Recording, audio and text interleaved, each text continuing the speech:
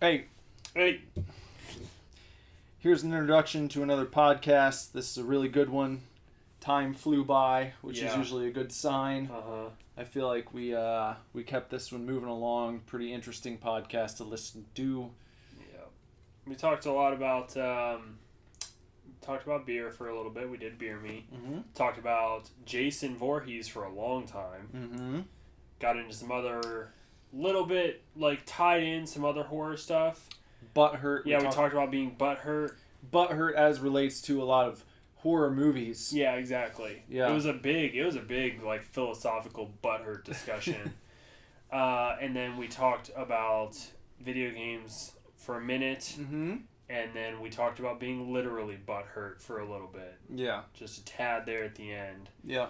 We didn't talk about He-Man like we were supposed to, but that's my fault because I do not have internet at my grandma's house. So I couldn't watch He-Man like I was supposed to. I promise you guys this is not going to be Old Man Logan. We'll get to it. We will watch He-Man and get back on track with the 80s stuff. But hopefully you guys enjoy the podcast as it is anyways. Yeah.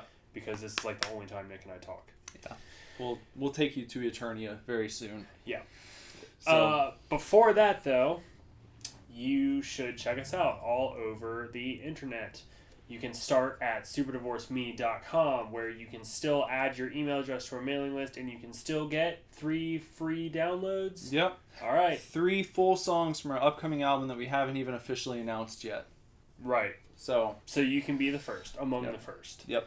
You can also find us on Facebook.com/superdivorce, Instagram at superdivorceband, Snapchat at superdivorce, and especially Twitter at superdivorce because that's linked to our Facebook and we post all the time. Yeah. Really, Facebook and Twitter are big ones if you want to follow us. Mm-hmm.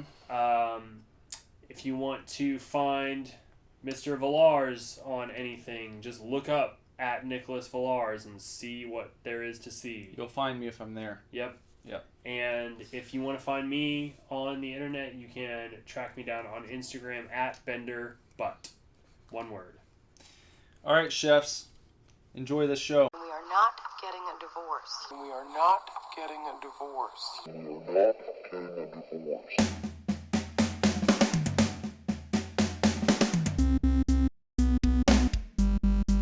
What's up, chefs? Hey, guys. Welcome to another episode of the Super Divorce Supercast. And let's see. We're going to start with Beer Me.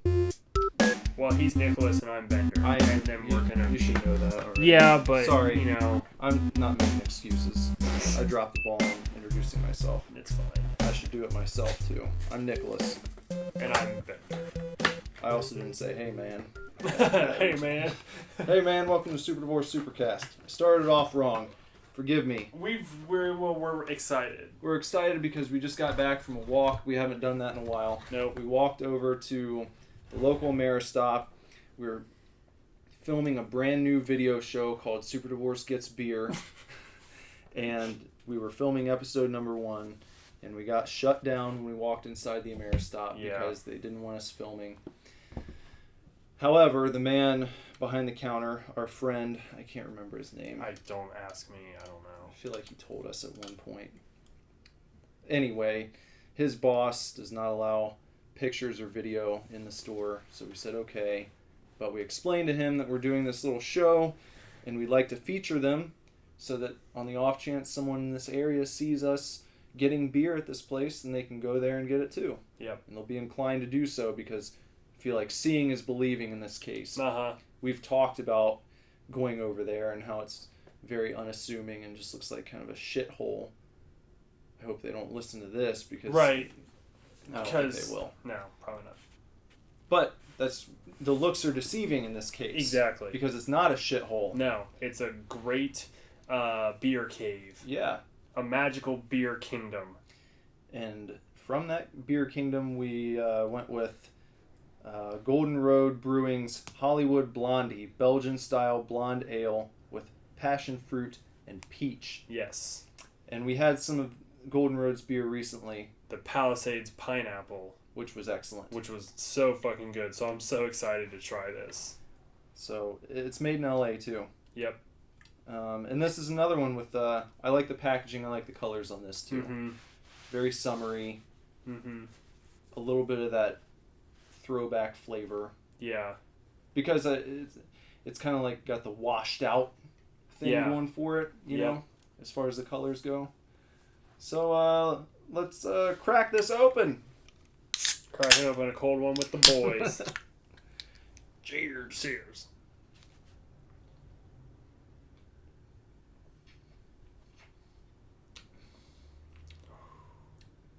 It's pretty good. I like that. It's You can definitely taste the grapefruit.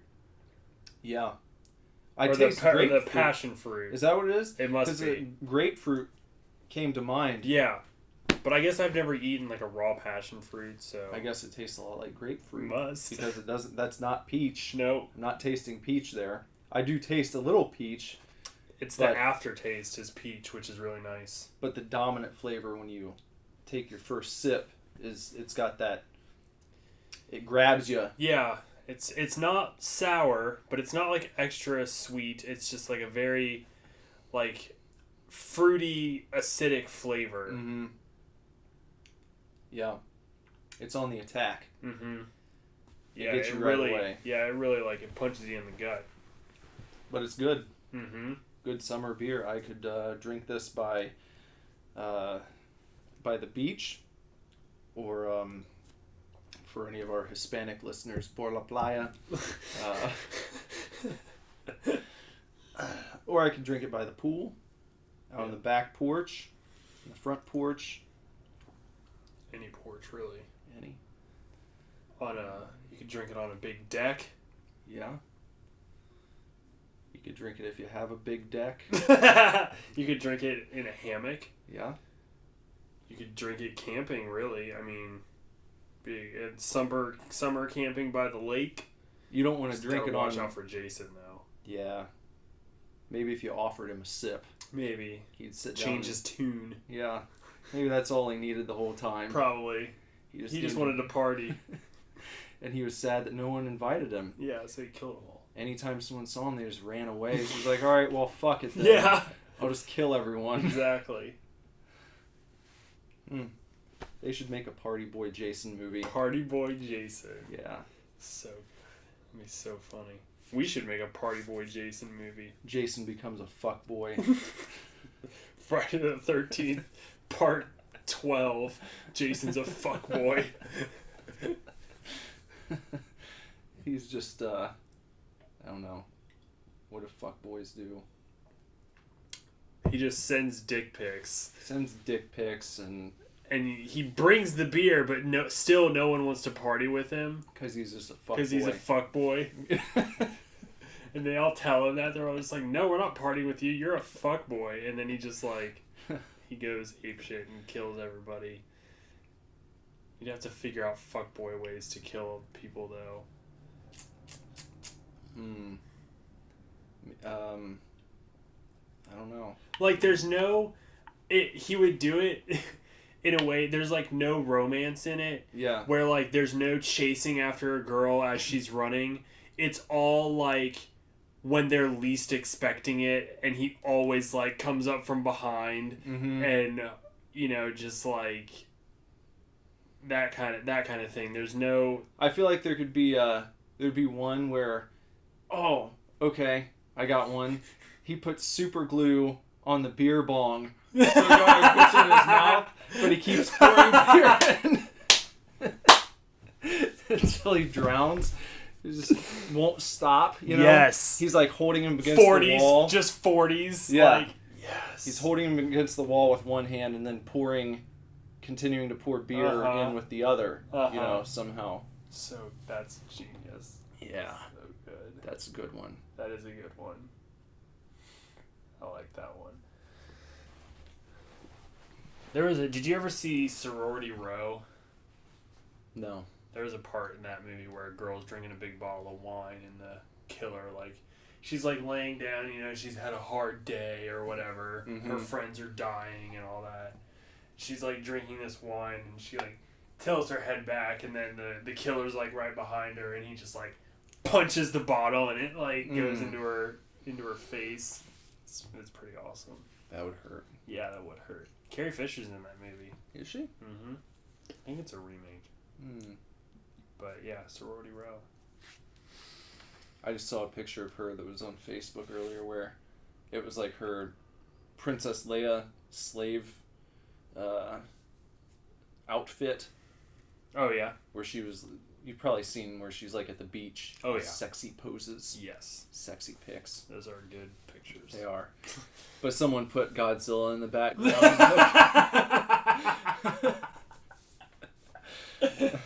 And I had like one of those just stereotypical man moments, you know?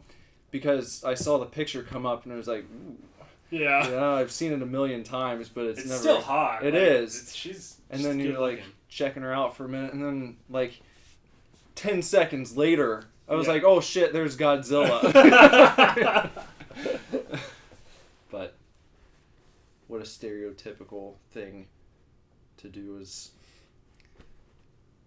a testosterone producing fuckboy. That's a fuckboy move, kind of. Man, it's hard because like I'm not a fuckboy, so you could pull a Serbian film and like he could kill somebody with his ding dong, with his wiener. Yeah, with his wiener. I feel like that happens in a Serbian film. I've never seen a Serbian film. I feel like I've heard enough about it that I don't need to see it. It's a good movie. It's just you have to, be prepared for it. Steel yourself. Yeah. Yeah. You have to go into it. Like, you have to go into it knowing that at one point he has a boner and he kills a guy with it. Like, but like it's a good movie. I wish that I can't remember where it's from. Fuck. It's like a weird, it's like Slovakian or some shit. Wherever it's not actually Serbian. Maybe Serbian. Yeah, probably. I don't know. Serb from Serbia. Duh. I just Anyways, if I was Serbian, I feel like watching that you would get...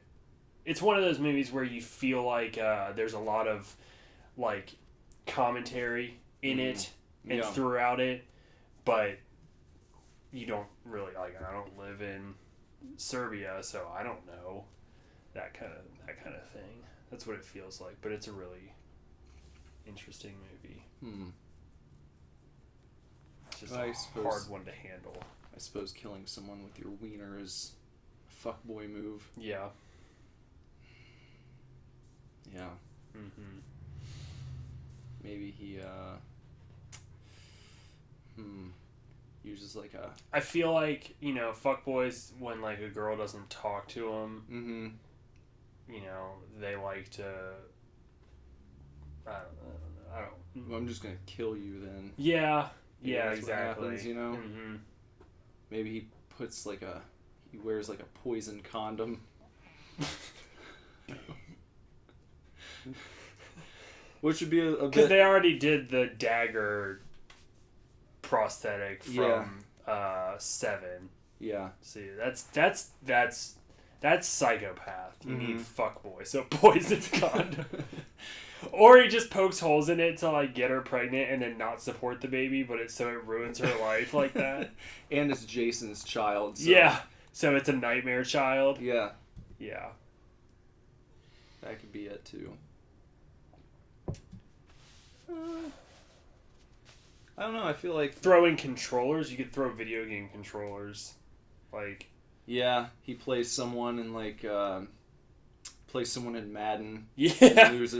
Loses because he beats him with the controller. Because he's Jason and he's literally never played a video game before. Yeah. So he just gets really butthurt that he can't win in football. Yeah. Even though he probably doesn't even know the rules. Probably not.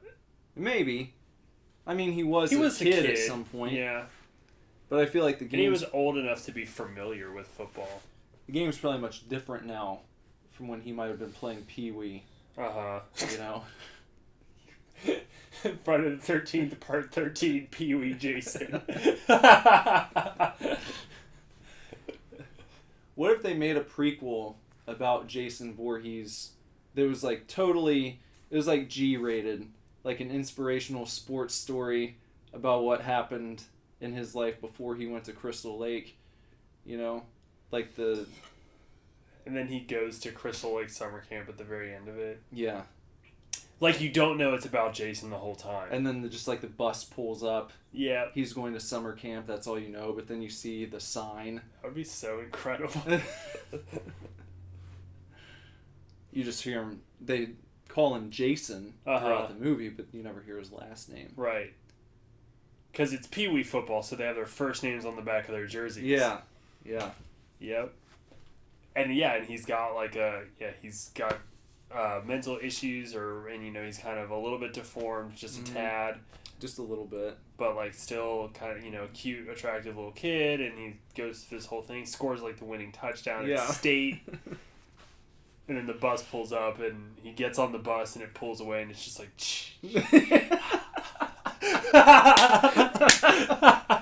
Oh, that'd be the greatest origin movie of all that'd time. be so awesome. Just totally, just the level of misdirection would be amazing. Mm-hmm. The problem is, how quickly would it get ruined? You know? Like people On Facebook. Yeah, people would ruin it immediately. Like, you'll never believe what happens at the end of this new children's movie, and then it's just like the picture is just Jason's Jason mask, Voorhees, yeah. you know? And it would totally blow it. Yeah, it would blow the whole thing. But for the initial audience, Yeah. it would be the best thing ever. I think the way to do it would be like maybe a Netflix original movie. Yeah. Or something like that, where, okay, well, you don't have to rely on people continuing to go to the theater to see this after the surprise is ruined, because then no one's going to go. Yep. Unless it was a really good children's sports movie, in which case, Right. maybe. Maybe. And horror enthusiasts, do you think horror fans would include it? Like, would they call it a horror movie? No. I think it would be recognized. Has there ever, I don't know if there's ever been a movie that's done anything like that. No. Where you take a character that's in one genre, very firmly cemented in one genre, and then you're like, well, here's a completely different type of movie featuring this character in a way that you've never imagined before. Right. But that makes sense. Uh-huh. He had to have a life before he got killed by, or He was neglected. Died of neglect. Yeah. Because It's true. camp counselors were too busy getting their rocks off.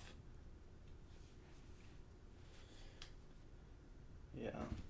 If you think about it, though, I mean, I feel like the story of Jason is one of butthurt, isn't it? Yeah. He's very butthurt Yeah.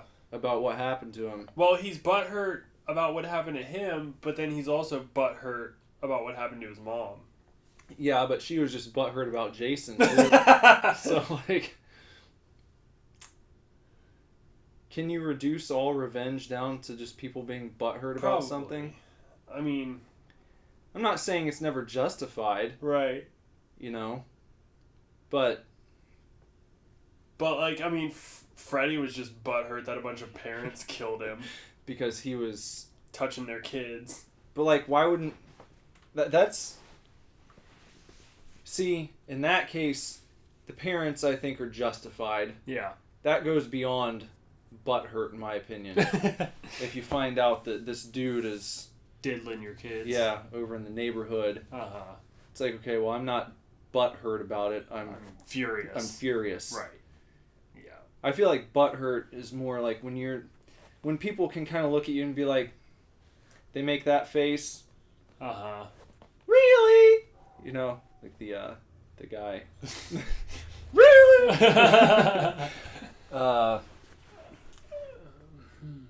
Like, I feel like if you get killed by a group of angry parents because you've been fucking with their kids, and probably you got caught, and you should just kind of deal with it. Yeah.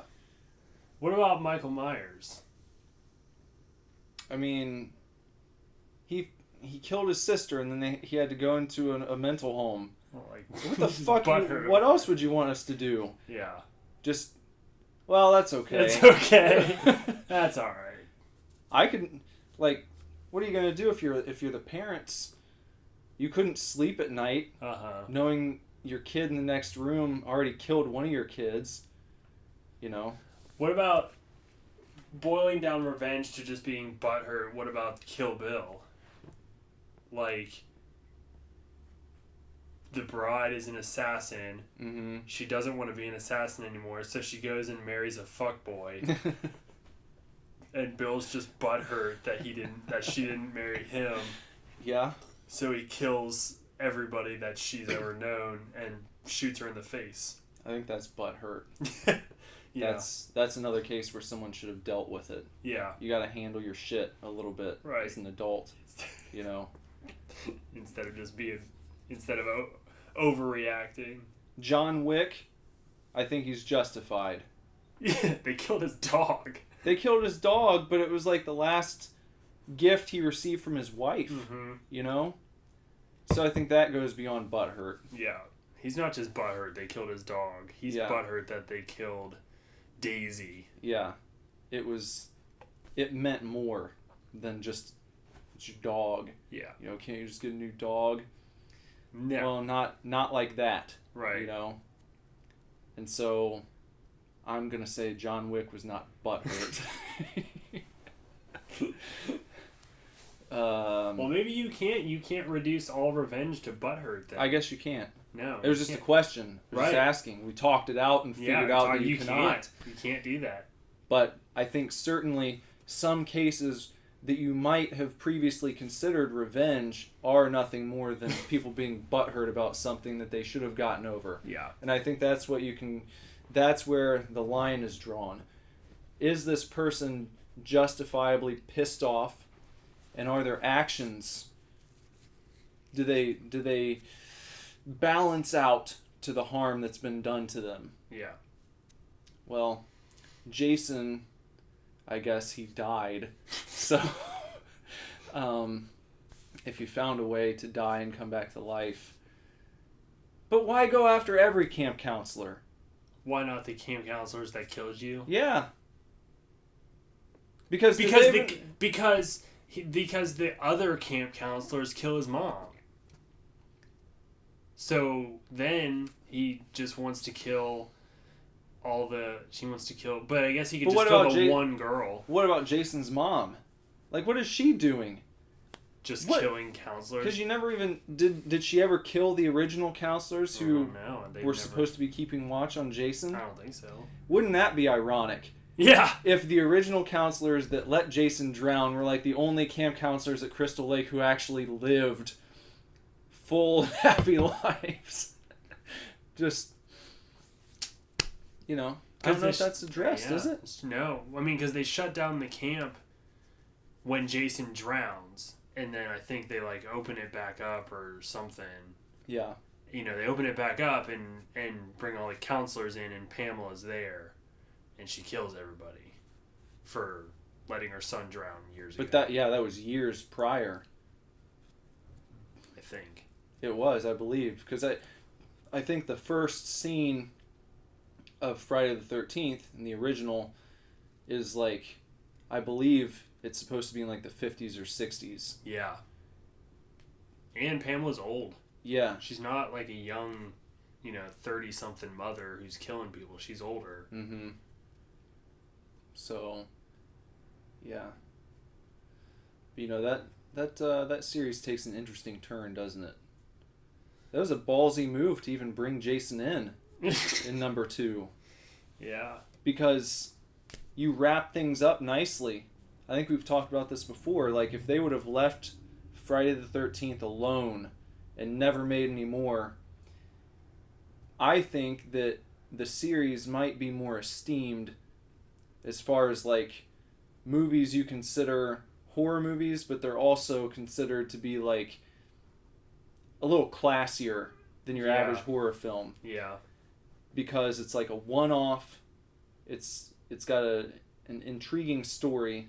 It's not like a typical slasher, obviously. Right. And then the mom is the killer. Yeah. Like the whole time. You think it's Jason the whole time. Yeah. And it's the mom. And she would have been the icon Yeah. over the years. Yeah.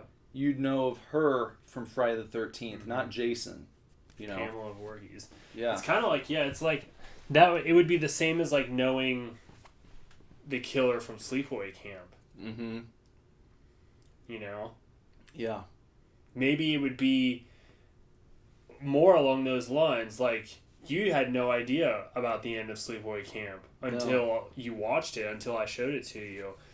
Maybe it would be like that, where people would have no idea that Pamela Voorhees was the killer, except for, like, people who loved the movie, people who had seen the movie. You know? Because I think the killer in Sleepaway Camp is well known, but still not necessarily broadcast like in a convention setting. You know, there's not like toys of that character and posters of that character, and I'd seen that kind of the iconic creepy picture from the end with the face, you know, and you know, I'd seen that before, but I didn't have any context for it. Right. I just knew this is from Sleepaway Camp, and then when you know, so I didn't figure out anything just by knowing that was from that movie. Right. You know, it didn't give anything away, but it was, it would have its iconic thing without, you know, blowing the ending if you didn't sit down and watch it yourself. It's interesting. Yeah. I do. It's been a long time since I've seen part one. I like Jason though. I mean, as a slasher, like, because if you hadn't introduced Jason, we wouldn't have Jason X. No, you wouldn't. I fucking love Jason X. But let's examine this. Is Pamela butthurt? I think she's like butthurt. I think she's butthurt too. Yeah. That's butthurt. Because she waited forever. Yeah. What's she doing the whole time? Being butthurt. Building up the gumption to go and kill a bunch of camp counselors? Yeah. Like, well, at that point, your boat's sailed. Yeah. Now you're being silly. Yep. Completely. And if it were truly a revenge movie, you know, it'd be like a gritty Charles Bronson thing where she goes and searches all Death out. Wish on it. Yeah. She just puts on like a trench coat and goes into like the neighborhood and tracks down all the camp counselors from the original and just like fucking blows them away or something. She wouldn't bother with inventive kill tactics and of a bunch of innocent camp counselors. Yeah. People that never knew her son. Yeah. Like, what if they were all very responsible kids, too? And they plan on keeping close watch on all the kids at that camp. One of them could have cured cancer. They could have. But she just had to go kill him. Yeah. Kevin Bacon? I know. Come on. I'm wearing Kevin Bacon shorts right now. You are. His death is pretty gnarly. The fucking arrow. thing. Yeah, the arrow that just like comes out of his neck. That is super awesome. Yeah. It's really good. So maybe the next Friday the 13th movie should feature Jason wearing the NES costume. How would that be? You already did Jason X, so what if he came out of the game into the real world? Yep. That'd be fucking dope. Jason 8-bit. Too bad. They already have Jason 8. Yeah. Fuck it. That is too bad. Just fuck it. Who cares? Yeah, Jason 8-bit. Jason 8 was Jason Takes Manhattan anyways, and I don't like that one. I mean, the big scene everyone remembers, I think, is the one where he like punches the guy's head off. Yeah. But that guy kicks the shit out of him for a minute. For a minute, yeah, and then he just punches his head off. And then at the very... That was I don't know. Go ahead. At the very end of the movie, when he's down in the sewers and like his mask comes off, and then he drowns again. Yeah. You know, that's a little bit more. That's a little iconic too, because his mask doesn't come off in every movie. So it was only like 8, and it was after like 5 or 6 where he got the axe to the face, you know, so he had a big axe scar on his face and everything, and he didn't have an eye at that point. So, because of maybe it's part 5 where he like gets a machete in the eye, and then part 6 he gets an axe to the face and everything. So his mask comes off in 8, and you get to see all the damage and all that. Which one was it where I think he's brought back to life via lightning strike? 5. Was that 5? New Beginning. Because I remember thinking it was so hilarious watching it with my friend in like elementary school, and I remember there's like a bum who's like drinking near that area, and he's like taking the last swig of his whiskey or whatever, and he says like, "You're gonna be the death of me," and like drinks the rest, and he throws it, and then Jason gets the bottle and fucking kills him with it. God. And I remember thinking, we rewound that part over and over again, just dying laughing. It's the fun of horror movies. I don't know, but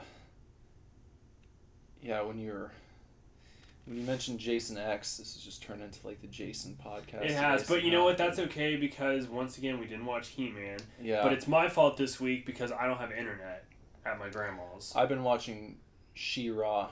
Really? With Lazarus. Are you familiar with? I know of She-Ra. Okay. She's just like female He-Man. Pretty much, yeah. Same universe, or is it a completely different like character? He-Man goes through a portal into another universe, and he's like carrying a sword that he has to find like the champion of this sword, you know, and give it to her because she's going to be the hero of this like he's the place. hero of Eternia, and she's going to be the hero of wherever she's from. Yeah. And so he has to track her down, and she gets that sword from He-Man. It looks exactly like his. Of course it does. And then she becomes the hero and She-Ra. But yeah, it's fun. We should watch some of those too. Yeah. Anyway, Jason X. Something I've always thought about horror characters, horror villains. Like at the end of Chucky, Child's Play. At the end of Friday the 13th. At the end of any Halloween movie. You know that some people are in on what actually happened, right? Yeah. You'd have to assume that some high-level people would be informed, by the way, this person isn't really just a person. They, like, come back to life and shit, so what should we do with this body, you know? Well, I always had the thought, just make, like, a fucking plexiglass cube that's like, 5 feet thick on all sides, and just put him in there and seal it, and put him in a warehouse somewhere. Yeah. What would Chucky do? He can't get out, or with any of them. And that is what Cabin in the Woods did correctly. Yeah. Remember, they've got that one scene. You see all of the these boxes. Yeah. That's the answer. And that's what they should have done with Jason.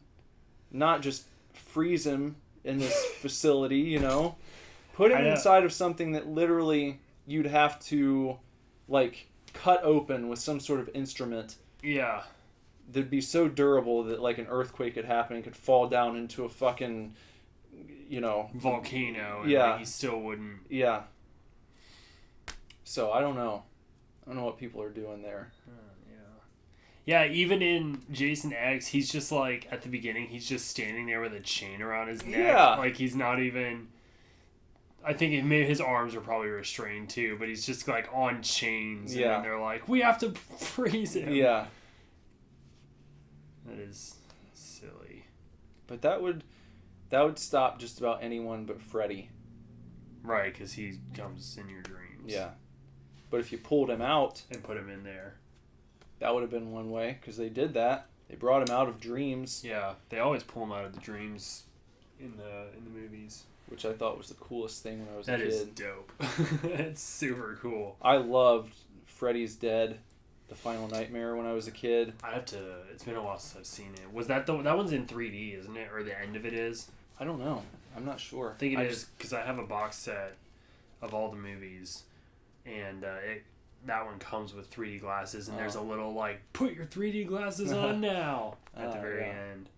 It's the one where, let's see, Alice Cooper's in it. Oh yeah. Roseanne and Tom Arnold are in it at one point.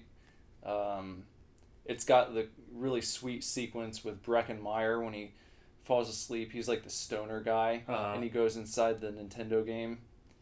Oh, okay. And Freddy's like playing his character, and he like fucking makes him jump into a ceiling. And he's like bashing his head in, you know.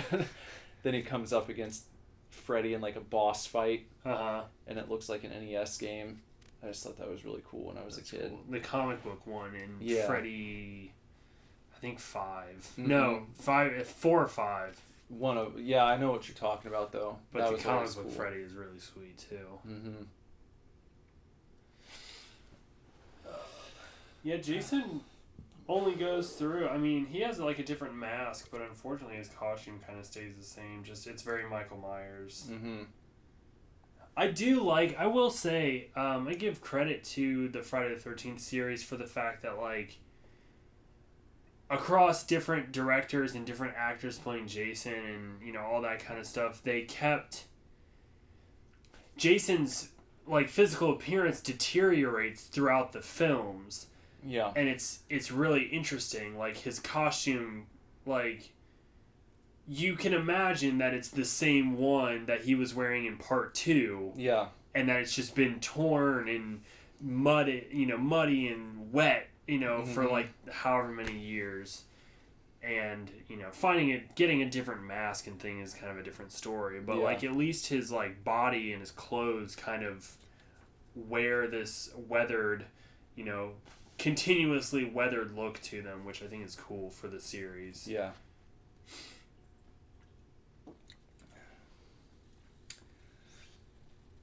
But he's butthurt.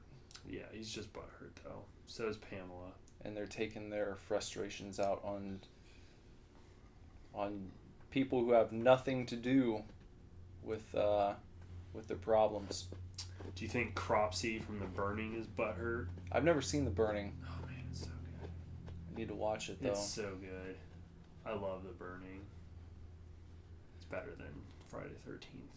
A lot of things are better than Friday the 13th, but Michael Myers, I don't even know if he's butthurt, because he's just fucking insane, right? Yeah, he's just insane. He had no reason to kill his sister. He just did it. Yeah. So he gets out. I feel like that's more just it's just an urge of Michael Myers to just kill people for no real apparent reason. Well, and that was the point too. John Carpenter wanted to make him like this unstoppable force of evil. Yeah. So Myers doesn't have any motive. He doesn't have any reason. I feel like to be butthurt, you have to have some motive. Yeah. Jason Voorhees probably would never have killed anyone had he not drowned in a lake. True. And Pamela wouldn't have done so if had her son not drowned. Yeah. I agree. But I feel like that exposes some character flaws. Mm-hmm. If you're a parent and your child drowns in a lake and you start killing everyone who works at a summer camp, then I think you're the problem. You're the problem now. You're the problem, Pamela. You got some shit to sort out, Pamela. And then your son keeps a strange little shrine with your head and there's supposed to be the guy that owns the original prop head from part 2 is supposed to be making 3D scans of it so that they can make replicas of the prop. I saw that on Facebook the other day. Would you buy one? Yeah, probably. Mm-hmm. Again, I'm not like the biggest Friday the 13th fan or anything, but I love Jason X. I love the older ones, but I think that would just be a cool thing Yeah. to have in your collection, just a replica of the Pamela Voorhees head. Yeah. That'd be pretty neat. Where'd you get these socks you're wearing? Bender's wearing some nice socks today. Thanks. Yeah. PacSun, my mom got them for me a while back. They look like they're inspired by like Atari graphics. Yeah. Yeah. Speaking of which, you see Atari's got a new system coming out? I did, and it's still got fucking wood paneling on it. That's awesome. It's pretty cool. It's supposed to Oh no. It's supposed to support classic and new games. Yeah, I think it's going to be somewhat like a Steam box. So I didn't read anything about it. Mhm. So is it going to be like an internet-based thing where you can play PlayStation or Xbox games that are on Steam type sort of thing, or will it all be Atari produced? Like, I don't know. They haven't announced like many details yet. it's just like, So- hey, we're making this. Yeah. Isn't there like a Sega coming out too? There's I like heard a while back that Sega was interested in getting back into the console arena. So Yeah. man, I think that'd be good though. I know some people like, I don't know. I can see both sides of it, where a lot of people wish that the big three would just get together and make one console that would have Just like games. You just release games. Yeah, kind of like the way it is on PC. Right. If you have a computer, you can play anything that comes out. It doesn't matter if you have a fucking Dell or, Yeah. whatever You just shit. play it. Yeah, You you wanna build play your it. own. You can play PC games on a PC. That's it. But then again, I don't know. And there's not really much logic to it. I just like, I don't know. I kind of like that competition, and I like do too. I like the exclusives. I like knowing there's a new Sony system coming out, or there's a new Microsoft or a new Nintendo system, because they've got their own identities. I think that's what I like. Yeah. Even Oh, though I agree. it costs more money over time, to track down all the different systems, but that with each one, they specialize in something. So if they became just like this one group, then I feel like certain things would have to be sacrificed. Yeah. And you might lose some of the vision that made each individual company what they are. Mm-hmm. So, I mean, like, when you look at, and these might be bad examples, but they're definitely popular examples. So at least you have to give me that. You look at Xbox exclusives, and it's like Halo, Gears of War, at first Titanfall, mm-hmm. and then, there's like a common thread in Mm-hmm. those games. Yeah.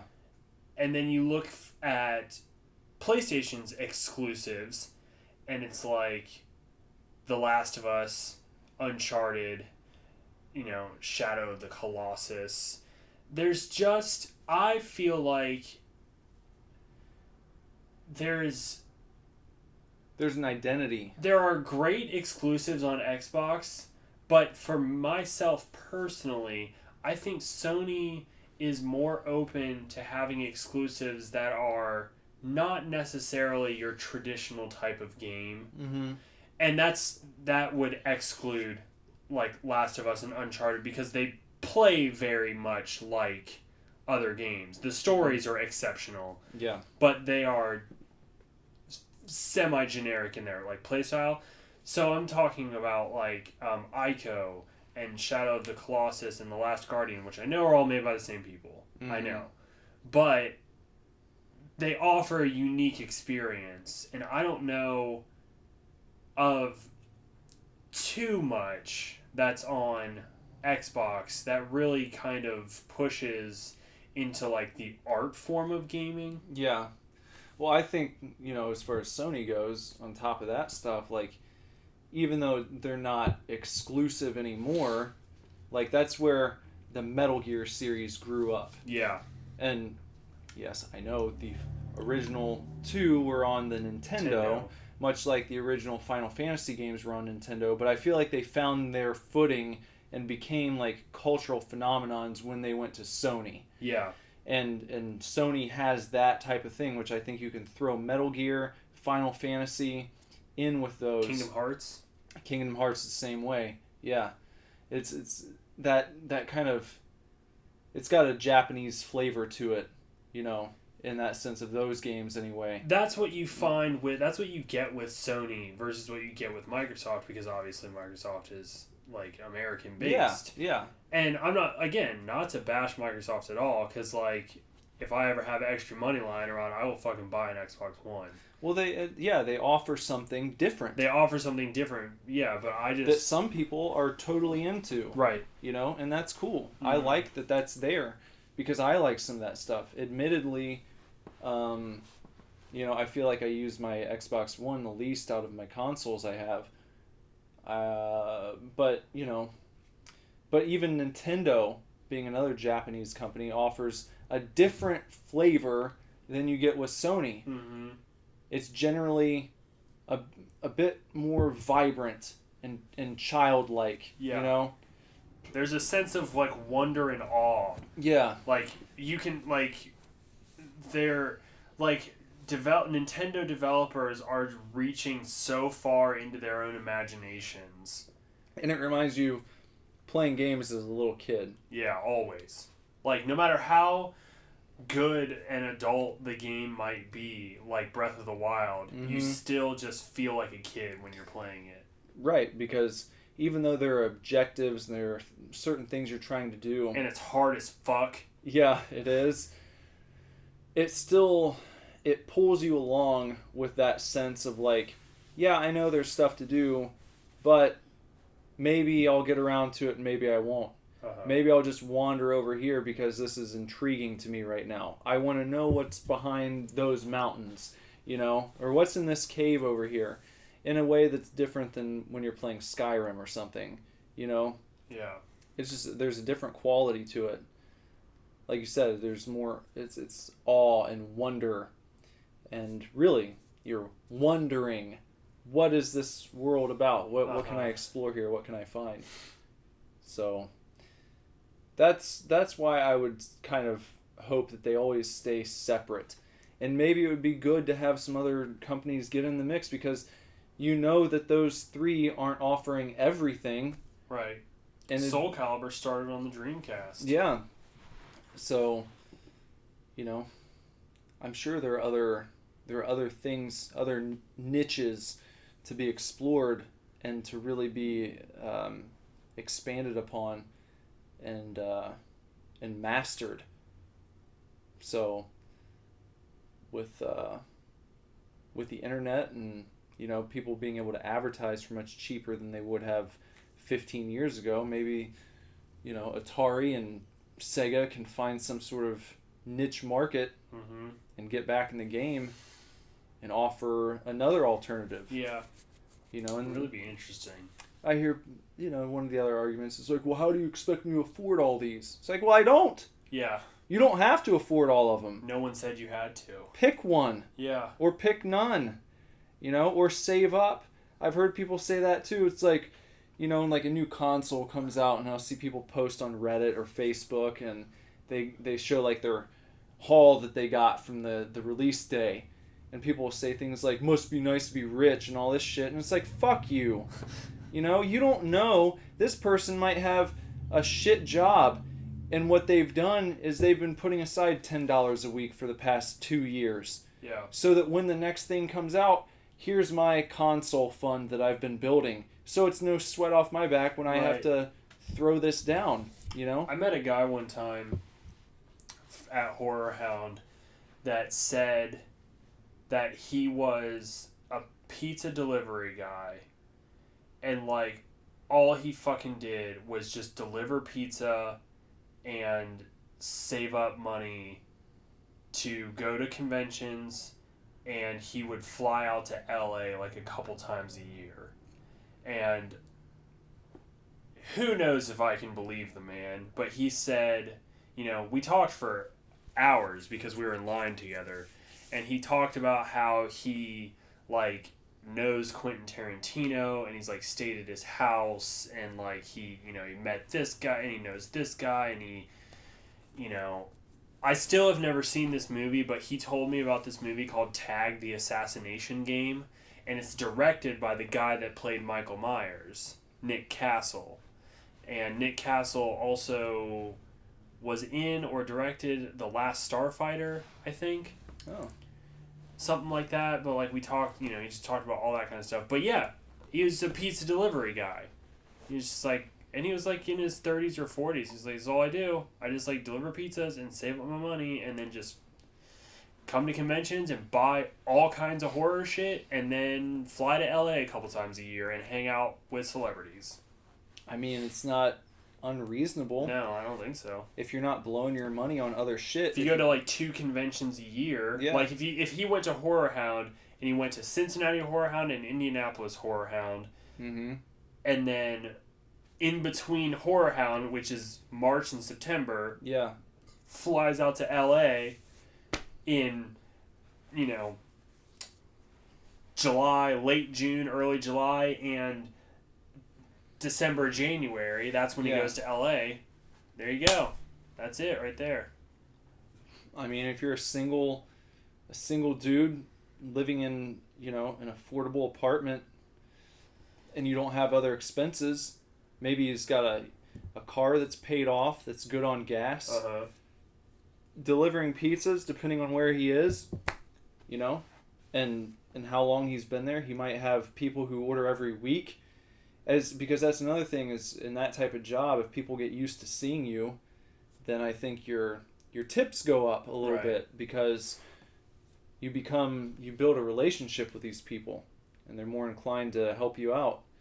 And if you're putting that money to the side, why not? Yep. But I think it's tough for people to wrap their heads around because so many people are used to just blowing their money on the first thing that they see.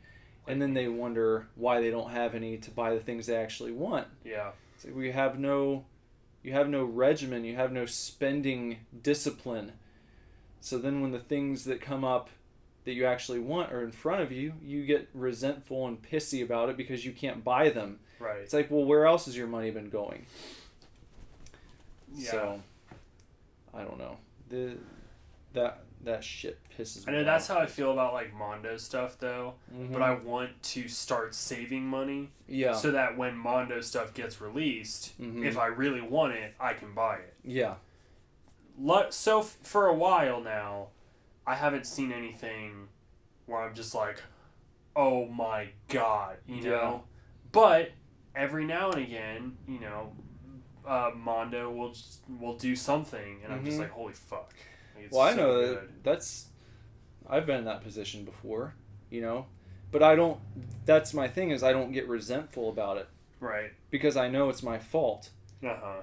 It's like, I was going to say, you can put away 10% of your check, no problem, really, if you think about it. It's like, okay, well, my check was, whatever, $500. You don't want to do it because you think of all these other instant things you'd rather spend money on, but it's like, you take 10%, that's $50, and just put it to the side, and do that over a course of a year. You've got this fucking stash that, like you said, then something for $75, some little piece of memorabilia comes up. You're like, oh, no problem. Yep. I'll just take that out of this fund. And it's going to get replenished in a few weeks because you're not spending out of that fund every day or anything, It's just about being disciplined. Yeah. Like I just saw Image posted on Facebook yesterday. They were like, have you participated in the Saga sale? And I was like, what Saga sale? And I went and it's just like on Amazon, like all the novels and stuff are on sale, mm-hmm. and they have the second hardcover, which I don't have, for like 55% off or something. It's like $26, and then if you use a code, you can like save probably like another 10%, like maybe shipping or something like that. Yeah. Even though it was listed at free shipping, so I might have been able to get it for like $20 or something, mm-hmm. and I was just like, I just spent $20 on these 3 movies. Yeah. And I was like, oh well, I'll just wait. Barnes & Noble normally has it listed for online for below cover price. Mm-hmm. Normally. But I saw that online. I was just like... I also just ordered the Thing, Blu-ray, so I was like, nope. You know what Kyle used to do that I always thought was slightly ingenious is I'd see so many things when I go to his house because, when we were in high school or... He has more action figures than, like... Oh, I know. Anybody I know. Action figures, DVDs at that point, but I would go over to his house and, we didn't have really shit else to spend money on, so it was like all this stuff. Yeah. And I would see all these movies stacked up that he would leave in the wrap until he watched them and then save the receipt. So then if something else came up, that he needed money for, well, I have 30 days. I bought this, but until I really feel like watching it, I'm going to leave it in the box or leave it wrapped so I can take it back and get my money back for this other thing that really interests me, It's a good strategy. I think that there's the temptation to unwrap something as soon as you buy it, but if it's like I said, the temptation is strong. I get in the fucking car and I unwrap shit. I know. If you're gonna, I think CDs or something, you want to listen to it right now. Yeah. But if you're talking about a movie or something, it's really kind of a good plan. You just put it in the corner right here, and then you keep your receipt with it. And then if you see something online or some shit, and it's like, I really want this, but I spent $50. Oh, I would rather have this more than that. Well, I'll take that back tomorrow, and I'll get my money back, and then I'll just buy this. So maybe that's something to keep in mind. Yes, that is true. I've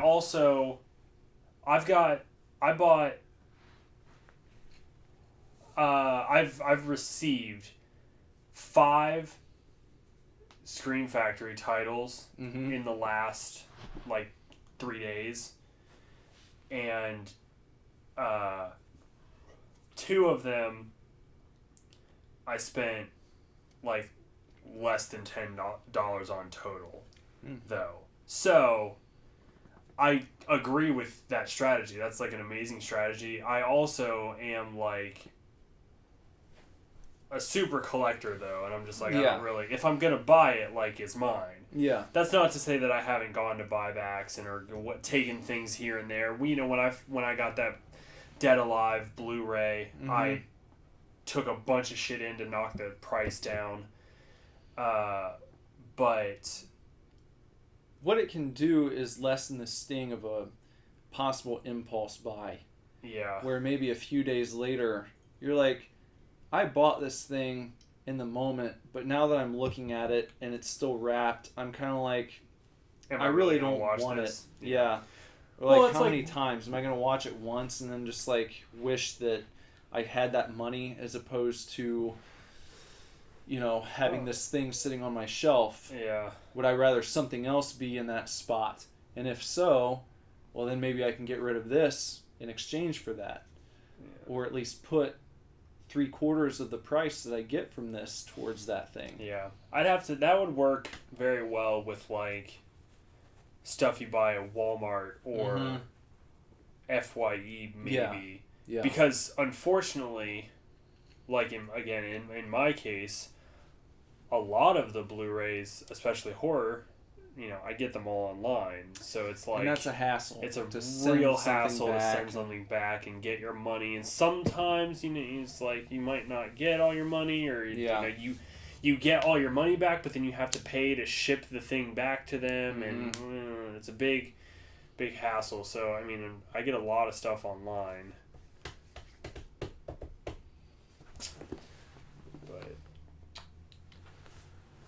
Why don't you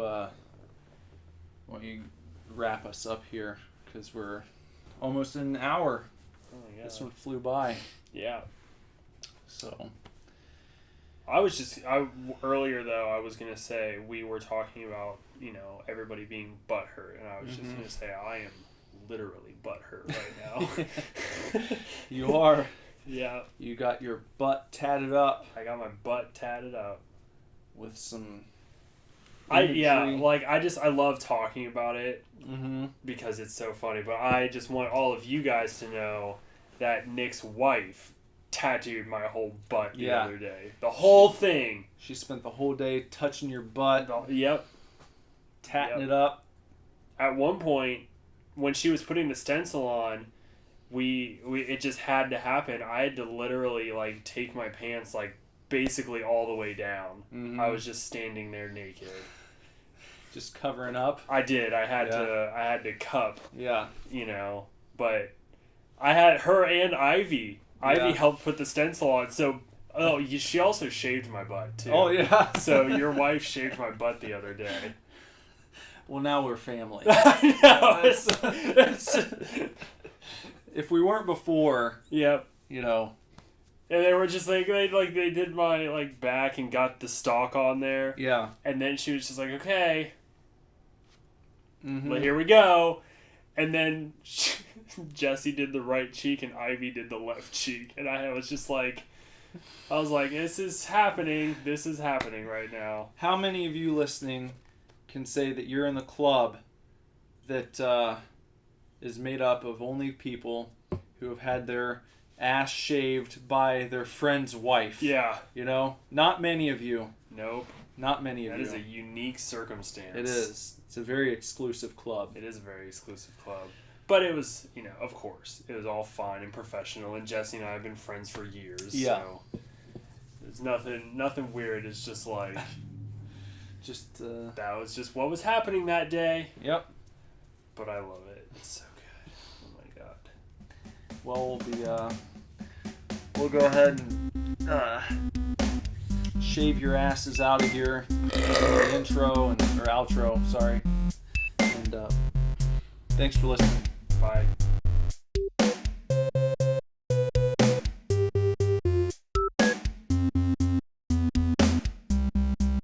That was another show. Hope you enjoyed it. Thanks for watching. Thank you very much for watching.